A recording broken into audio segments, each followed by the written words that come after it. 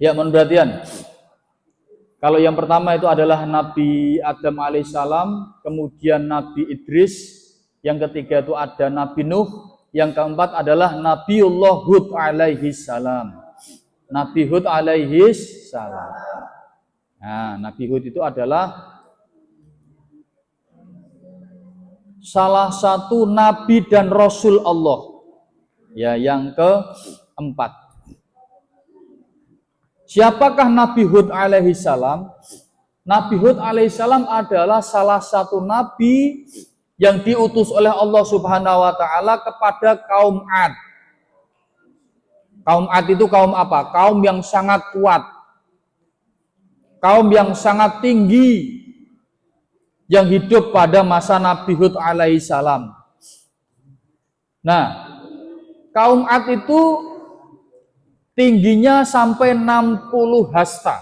60 hasta itu sama dengan 27 sampai 30 meter. Jadi tingginya kaum Ad itu 30 meter. Kira-kira sepiro? Nek cagak listrik itu apa ada 30 meter cagak listrik? Enggak, kadang kan enggak sampai 30 meter toh. Berarti secagak anim itu tinggi kaum Ad itu sak klopo. Sak wit klopo sing dhuwur. 60 hasta, bayangkan. Berarti Nabi Hud itu gede, besar sekali. Yang hidup di wilayah Al-Ahqaf, yaitu di negara daerah Yaman atau Oman. Ya, ini ada yang dari Yaman enggak? Atau Oman. Nah, kaum Ad ini diberikan oleh Allah kenikmatan. Apa itu? Kekuatan fisik, rumahnya bagus-bagus, bangunannya megah-megah, kemudian tanahnya subur. Namun apa? Karena kekuatan fisiknya, kekayaan yang berlimpah, rumahnya bagus-bagus, tanahnya subur, akhirnya sombong kaum Ad ini. Mereka punya pemimpin-pemimpin yang mana pemimpin-pemimpinnya juga sombong. Nah, dari kesombongan itu meninggalkan agamanya nabi sebelumnya, pemuka agama tauhid sebelumnya, salah satunya yaitu Nabiullah Idris alaihissalam. Kemudian belok mengikuti para pemimpinnya yang kafir, menyembah berhala. Nah, kemudian dakwahnya Nabi Hud alaihissalam. Nah, ini kalau kita bicara tentang Nabi Hud itu ada nama suratnya, namanya surat Hud di dalam Al-Quran. Nah, kita bahas apa? Surat Hud alaihissalam. Nah, surat Hud itu kita tidak usah semua ayat 51 sampai dengan 60 saja, yang langsung ke cerita intinya. A'udzubillahi minasyaitonirrajim. Ya qaumi la as'alukum alaihi ajron. Hai kaumku, ini seruannya Nabi Hud. Hai kaumku. Jadi ini diceritakan oleh Nabi Muhammad melalui Rasulullah mendapatkan mukjizat Al-Quran. Hai kaumku, aku tidak meminta upah kepadamu bagi seruanku ini. Kenapa itu diserukan oleh Nabi Hud? Karena dulu kaum Ad itu mengira, kan itu kaumnya kaya, kuat, tanahnya subur, rumahnya bagus-bagus, bangunannya bagus-bagus, besar-besar. Jadi mengira Nabi Hud itu menyeru kepada kaum Hud agar apa? Orang-orang itu berpaling kepada Nabi Hud, kemudian Nabi Hud menjadi pemimpin. Lalu Nabi Hud dengan bebas dan leluasa menarik upeti, menarik iuran, menarik hasil bumi, kekayaan. Jadi ya bersuudzon seperti itu. Kaum Ad itu. Makanya Nabi Hud menyeru seperti ini, aku tuh nggak minta apa-apa dari seruanku ini. Jadi jangan dikira aku berseru seperti ini, terus dikiranya aku mau meminta sebagian dari harta-hartamu, hasil bumimu. Nah kemudian, in ajriya illa alalladzi fatoroni. Upahku, gajiku, kenikmatanku tidak lain hanyalah dari Allah yang telah menciptakanku. Jadi mengenalkan Allah kepada kaum Ad itu agar jangan menyembah berhala, menyembah batu, menyembah pohon yang besar yang di sekelilingnya itu ditanami tandur-tanduran subur. Dikiranya di pohon itu ada dewanya, ada arwah leluhurnya disembah. Kemudian batu besar di sekelilingnya ditanami dia ternaknya menghasilkan ternak yang banyak. Dikiranya yang membuat ternak itu mana jadi banyak itu adalah batu yang ada di situ, yang di sana dianggap ada penghuni arwah leluhurnya kemudian disembah. Jadi upahku tidak lain hanyalah dari Allah Subhanahu wa ta'ala yang telah menciptakanku. Afala ta'qilun, maka tidakkah kamu memikirkannya, mengajak kaumnya untuk berpikir bahwa aku mengajakmu untuk menyembah Allah itu bukan karena aku minta upah, tapi semata-mata ini adalah mukjizat ya, atau perintah yang Allah berikan kepadaku untuk disampaikan kepadamu. Nah ini. Nah kemudian Nabi Hud itu mukjizatnya apa? Mukjizat Nabi Hud itu adalah Nabi Hud itu diberikan kesabaran, keteguhan, dan keberanian yang tiada tara untuk menghadapi kaum Ad yang sangat kuat dan sombong. Nah kemudian ini lanjut ayat 52. Wa ya qaumi astaghfiru rabbakum, dan dia berkata, Nabi Hud itu berkata, hai kaumku, mohonlah ampun kepada Tuhanmu.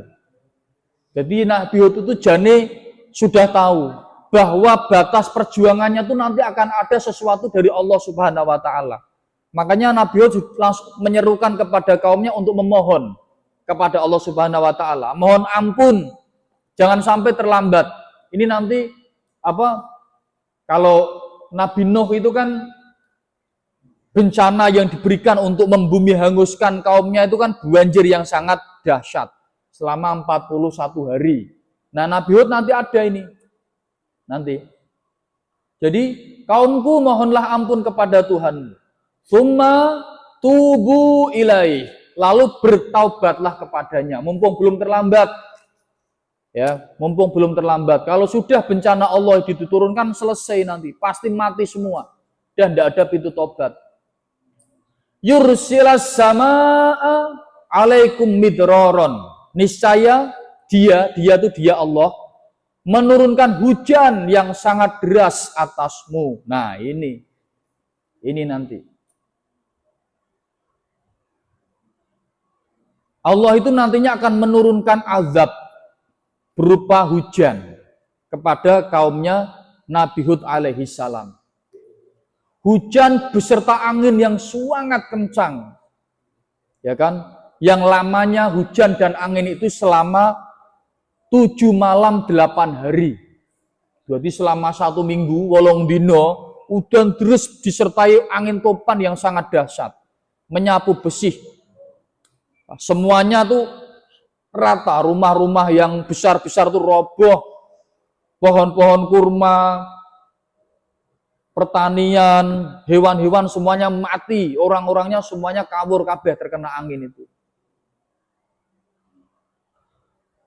Wa yazidkum quwwatan illa quwwatikum, dan dia Allah akan menambahkan kekuatan kepada kekuatanmu kalau mereka kemudian bertaubat. Allah akan menambahkan kekuatan. Kekuatan yang dimaksud di sini apa? Tidak hanya kekuatan fisik, kekuatan keturunan, kekuatan ekonomi, kekuatan keberlimpahan, kenikmatan, kebahagiaan. Kalau bertobat Allah akan nambah. Tapi kalau tidak tobat akan diturunkan badai topan dan hujan. Terus diperingatkan sama Nabi Hud. Wala tatawallau mujrimin, dan janganlah kamu berpaling dengan berbuat dosa. Itu ayat 52. Kemudian ayat 53. Ini dibales sama kaum Ad itu. Ini balasannya kaum Ad. Qalu Yahud, hai Hud, ma ji'tana bibayyinati.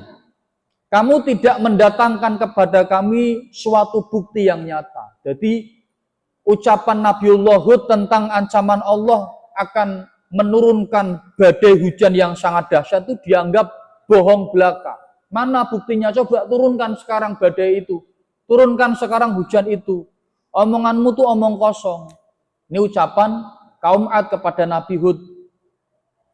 Wa ma nahnu bitariki alihatina an qaulik. Dan kami itu kaum Ad itu sekali-kali itu tidak satu kali pun berarti tidak akan meninggalkan. Jadi sekali-kali tidak akan sekalipun meninggalkan sembahan-sembahan kami karena permintaan atau perkataanmu. Jadi tidak hanya tidak ingin berpaling, dia mengatakan sekali-kali.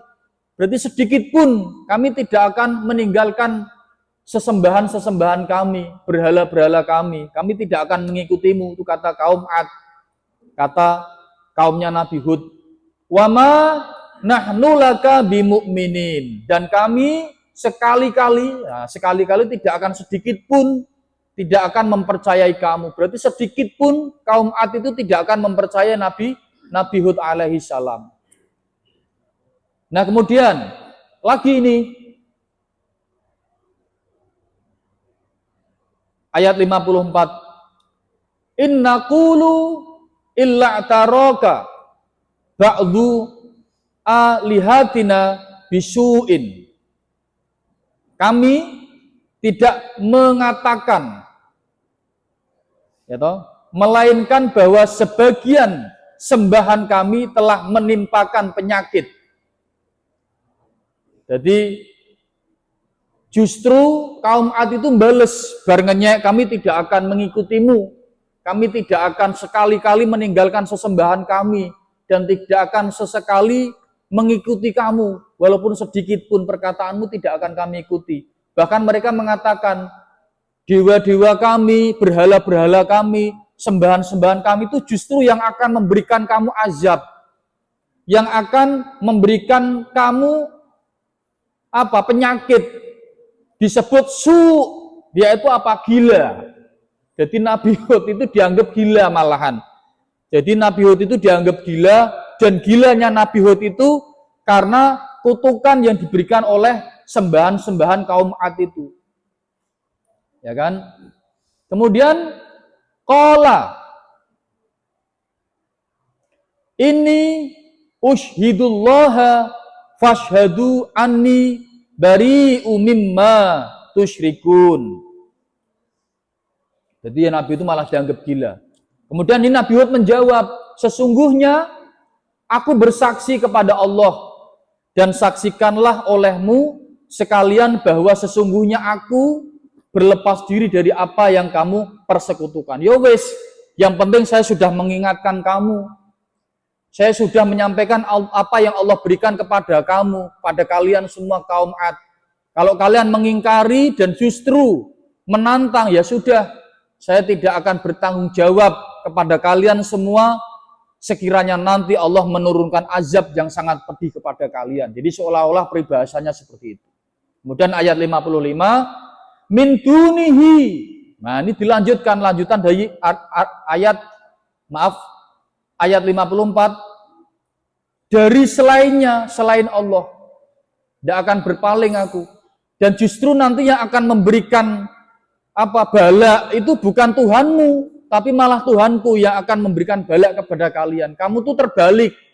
Bukan aku yang akan terkena bala oleh sembahan-sembahanmu berhala itu, tapi justru kamulah nantinya akan terkena bala oleh Allah. Min dunihi, tidak akan ada selain Allah. Kemudian fakiduni jami'an tsumma la tunzirun. Sebab itu jalankanlah tipu dayamu semuanya terhadapku. Silahkan kalau kamu mau bertipu daya kepadaku. Dan janganlah kamu memberi tangguh kepadaku. Tapi jangan sekali-kali kamu menghalangiku untuk terus mendakwahkan ketauhidan Allah kepada kalian semua. Jadi sedikit pun semua yang dilawan oleh kaum Ad itu tidak sedikit pun menggoyahkan tekadnya Nabi Nuh alaihi salam. Kemudian ini tawakkaltu 'alallah Sesungguhnya aku bertawakal kepada Allah, Rabbi wa Rabbukum, Tuhan dan Tuhanku dan Tuhanmu. Rabbi wa Rabbukum, Tuhanku dan Tuhanmu. Nah ini perkataan Nabi Nuh menegaskan, aku tidak akan goyah, sesungguhnya aku hanya bertawakal kepada Allah, Rabbi wa Rabbukum, Tuhanku dan Tuhanmu. Jadi sejatinya tuh Tuhan kamu itu adalah Allah, bukan berhala-berhala itu. Ma min dabbatin illa huwa akhin dumbina siyatiha. Tidak ada suatu binatang melata pun melainkan dialah yang memegang ubun-ubunnya. Jadi tidak ada satu binatang melata pun selain Allah yang memegang ubun-ubunnya. Maksudnya apa?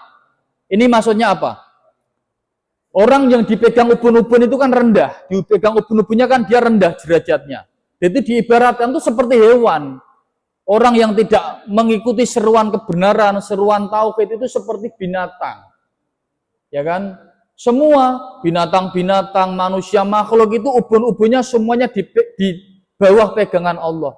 Kapanpun nyawanya mau dicabut terserah Allah. Tidak akan ada yang bisa menghindari atau lari dari ketentuan Allah. Tidak akan ada. Kemudian inna rabbi ala siratim mustaqim, sesungguhnya Tuhanku di atas jalan yang lurus. Yang lurus itu bukan kalian. Karena dikiranya Nabi Hud itu bohong. Ya kan, mana ada Tuhan hanya satu. Tuhan enggak kelihatan. Tuhan itu yang kelihatan mata jelas. Berhala-berhala ini jelas mereka di sekitar batu-batu yang kami sembah, ternaknya itu banyak. Ya kan, di tengah pohon besar yang kami sembah, sekitarnya itu tanaman-tanamannya banyak. Kami yang menyembah Tuhan hewan, ternaknya banyak. Kami yang menyembah Tuhan pepohonan, Tuhan tumbuh-tumbuhan, ya kan? Hasil buminya melimpah. Nah, itu malah dianggap Nabi Nuh itu gila karena Tuhannya tidak bisa dilihat. Fa in tawallau faqad ablaghtukum ma ursiltu rabbi. Jika kamu berpaling, maka sesungguhnya aku telah menyampaikan kepadamu apa yang menjadi amanat Allah kepadaku. Silakan kalau mau berpaling, tidak apa-apa. Nanti kalau sudah waktunya tiba, sudah tidak ada ampun lagi. Kemudian ilaikum, yang aku Nabi Nuh itu diutus untuk menyampaikan kepadamu suatu kebenaran, yaitu tentang tauhid. Tauhid itu apa? Iktikad.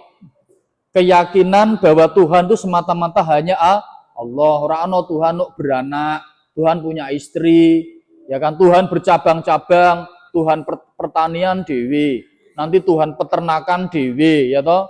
Terus nanti Tuhan perdagangan dewe. Tidak ada. Terus Tuhan apa neren? Ya kan? Nah, Tuhan tentang keturunan yang banyak sendiri, ya tidak ada. Tuhan itu hanya satu.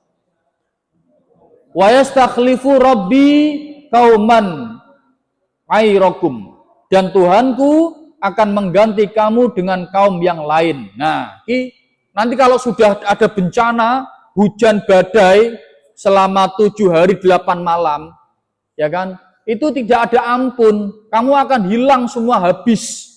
Allah akan mengganti kaum Ad ini dengan kaum yang lain yang taat kepada Allah. Nah, ini nanti nabi berikutnya nanti. Wala tadurrunahu syai'an, dan kamu tidak dapat membuat mudarat kepadanya sedikit pun. Kaum Ad tidak akan dapat kamu membuat mudarat. Mudarat itu apa? Kejelekan. Merendahkan Tuhan tidak akan bisa. Ya kan? Tidak akan bisa. Tuhan itu direndahkan tidak akan bisa. Karena kekuasaan Allah, Tuhan itu nyata. Tunggu aja nanti, ya, ibaratnya gitu. Kamu tidak akan sedikit pun bisa menolak apa yang akan Tuhan berikan. Tidak akan sedikit pun kamu membuat mudarat yang akan menghalangi Tuhan untuk membinasakan kalian ketika nanti badai dan hujan itu datang. Inna rabbi ala kulli syai'in hafidh. Sesungguhnya Tuhanku adalah maha pemelihara segala sesuatu. Memelihara, hafidh itu memelihara. Makanya ada istilah hafidhah. Al-hafidh itu memelihara Al-Quran, ya kan? Nah, ini Allah yang memelihara. Kalau Allah mau melihara ya berarti yang dipelihara Allah itu akan sejahtera. Tapi nek Allah sudah mau membinasakan ya binasa semua. Kemudian ayat 58. Walamma jaa amruna najaina hudan. Dan tatkala datang azab kami, azab yang dimaksud adalah hujan dan badai itu, kami selamatkan Hud. Iki wis diperingatkan padahal. Nanti hanya aku dan para pengikutku yang akan selamat. Kalian semua yang mengingkari Allah, yang menyembah berhala tidak akan selamat. Titeni berarti. Tapi yo mereka ngeyel. Waladina amanu ma'ahu birahmatin minna. Dan orang-orang yang beriman bersama dia dengan rahmat dari Allah. Semua yang ikut kepada Nabi Hud. Tapi hanya sedikit kaumnya yang ikut itu. Yang akan selamat. Jadi wis diperingatkan, kok sing bakal selamat ki aku. Sebagai Nabiullah, Rasulullah. Kamu kalau tidak mau menyembah Allah tidak akan selamat. Sudah diperingatkan. Wa najainahum min adzabin ghalidh. Dan kami selamatkan pula mereka di akhirat dari azab yang berat. Bukan hanya selamat dari azab badai hujan itu, tapi juga akan diselamatkan nanti ketika di akhirat. Jadi selamat dari azab hujan dan badai, nanti hidup damai dengan Nabi Nuh, tanahnya yang subur, badannya tetap kuat-kuat, orangnya tinggi-tinggi, nanti di akhir hayatnya ketika di akhirat juga akan diselamatkan. Jadi tidak akan hanya di dunia saja nanti kamu bahagia, sejahtera. Nanti ketika di akhirat juga kamu akan diselamatkan, disejahterakan oleh Allah. Mereka tetap tidak percaya. Kaum Ad itu. Watilka adun. Dan itulah kisah kaum Ad. Ya, kisahnya ketika Nabiullah Hud alaihissalam diutus oleh Allah menyampaikan wahyunya. Menyampaikan mukjizat-mukjizatnya. Jahadu bi ayati rabbihim, yang mengingkari tanda-tanda kekuasaan Tuhan mereka. Yang mengingkari kekuasaan Tuhan mereka itu bukan maksudnya Tuhan berhala, tapi Tuhan Allah. Cuman mereka kaum Ad itu dengan sombongnya tetap mengingkari bahwa Tuhan yang disampaikan oleh Nabi Hud, Allah itu adalah Tuhan yang sebenarnya. Jadi dianggap Nabi Hud itu halu. Tuhan ora ketara. Tuhan tidak kelihatan. Yang kelihatan tuh ya baru Tuhan. Contohnya apa? Berhala gitu. Wa asau rusulahu, dan apa? Mendurhakai rasul-rasulnya. Bukan hanya mendurhakai Nabi Hud, mereka juga mengingkari rasul-rasul sebelumnya. Seperti Nabi Idris, Nabi Nuh itu diingkari. Apa yang dikatakan Nuh, apa yang dikatakan Idris itu diingkari. Karena Nabi Nuh, Nabi Idris itu menyerukan kepada Tuhan yang satu. Sebagaimana diserukan oleh Nabi Hud alaihis salam. Kemudian, wattabi'u amro kulli jabarin anid. Dan mereka menuruti perintah semua penguasa yang sewenang-wenang. Bahkan menantang. Jadi yang dimaksud dengan mereka itu, mereka kaum Ad itu. Justru apa? Menuruti perintahnya kaumnya, apa perintahnya para penggedenya, pemimpin-pemimpinnya yang sewenang-wenang. Mereka kan punya klan-klan. Klan itu nek coro Jepang yo kelompok-kelompok, nek coro kita ya kelompok-kelompok. Suku-suku, klan-klan. Ya kan? Konoha, terus misalnya apa itu? Akatsuki, nek coro film Jepang itu. Klan-klan. Nah, kenapa? Karena itu penguasa-penguasa itu sewenang-wenang dan merasa benar. Mereka tuh tetap kekeh dengan kekafirannya. Kemudian ayat 60 yang terakhir, wa utbi'u fi hadhid dunya la'natan, dan mereka sekali-kali diikuti dengan apa? Kutukan. Laknatan itu kutukan. Baik di dunia, ya kan? Wa yaumal qiyamah, dan begitu pula di hari kiamat, di akhirat, dikutuk. Kutukan itu tidak, jadi kaumnya nabi-nabi terdahulu yang mengingkari ajaran ketauhidan para nabi, kemudian dibinasakan oleh azabnya Allah. Nek nenggon kisah Nabi Nuh itu azabnya berupa banjir selama 41 hari. Kalau di kaumnya Nabi Hud itu hujan badai selama 1 minggu atau 7 hari 8 hari, itu mereka tidak hanya sengsara di dunia, berdisikat azab, hujan badai mati, nanti di akhirat digejuk-gejuk nih karo malaikat, disiksa lagi, azab lagi, sampai waktu yang wallahu a'lam tidak terbatas. Wah, berarti itu menyakitkan sekali itu, tidak hanya sengsara di dunia tapi juga sengsara di akhirat. Ala inna adan kafaru rabbahum, dan ingatlah, nah ini terakhir, sesungguhnya kaum Ad itu kafir kepada Tuhan mereka. Siapa? Allah. Tuhan yang kafir yang sesungguhnya itu yang seperti itu. Sudah diperingatkan berpuluh-puluh tahun karo Nabi Hud, tetapi mereka tetap saja ingkar. Jadi Nabi Hud ngomong dakwah untuk menyembah Tuhan Allah, terus tidak kaping-kaping, malah selalu dapatnya hinaan dan cacian. Ala yu'dalla'adin qaumin Hud. Jadi ingatlah kebinasaan bagi kaum Hud sebagai pengeleng-eleng kita, yaitu kaumnya Nabi Hud itu, kaum Ad itu. Ala ya'budalla'adin qaumi Hud. Jadi kaum Ad itu sebagai pengingat-ingat kita bahwa ketika Allah memberikan peringatan kepada kita berupa apapun, nah kita kan diingatkan Allah ketika mau ada sesuatu kan macam-macam kadang kan. Contoh misalnya kan banyak terjadi bencana, wis dilengke karo Gusti Allah. Di dalam Al-Qur'an itu kalau sampah tuh ya anadofatu minal iman, kamu menjaga kebersihan bagian dari iman. Kalau kamu mengingkari tidak menjaga kebersihan, berarti kamu ingkar dari iman. Ketika kita ingkar dari iman, yang terjadi bencana, banjir, ya kan, kebakaran, longsor, ya kan. Jangan menebang pohon sembarangan, karena pohon itu bagian dari jantungnya bumi, ditebang sembarangan, akhirnya longsor, ya kan. Tidak ada pohon atau akar yang mengikat kekuatan tanah, akhirnya longsor, gembur kabeh, karena ditebangi untuk keserakahan manusia. Jadi itu hal-hal kayak gitu tuh harus menjadi pengeleng-eleng buat kita. Nah ini kalau sekarang yusra ano nabi, nggak ada rasul sekarang. Rasulullah itu adalah khotamul anbiya, penutupnya para nabi. Penerusnya Rasulullah siapa? Siapa penerusnya Rasulullah? Al ulama warasatul anbiya. Penerusnya Rasulullah itu ya para alim, para ulama itu yang terus ke Kanjeng Nabi. Ya kan? Enggak ada, saya ini ngaku nabi, palsu, ngaku rasul palsu, itu sudah hak pasti palsu. Dan enggak ada lagi rasul. Kalau wali ada, sampai sok dino kiamat wali itu akan tetap ada. Tapi kalau rasul enggak ada, rasul ya hanya satu, terakhir Rasulullah. Ada 313 ya, yang termaktub, tapi kalau semuanya dari sejak zaman Nabi Adam sampai dengan zamannya Nabi Muhammad itu sampai ribuan, belasan ribu. Tapi kalau yang wajib kita ketahui ada 25 Nabi dan Rasul. Insya Allah nanti 25 itu kita bahas satu persatu. Ya sabar, tapi yang namanya kita ngaji, ini kan bagian dari SKI, Sejarah Kebudayaan Islam.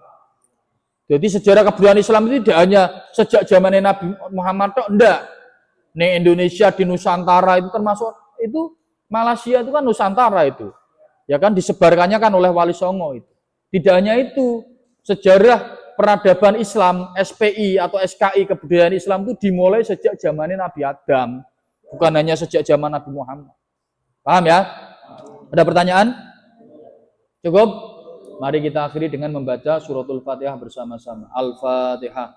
A'udzu billahi minasyaitonir rajim. Bismillahirrahmanirrahim.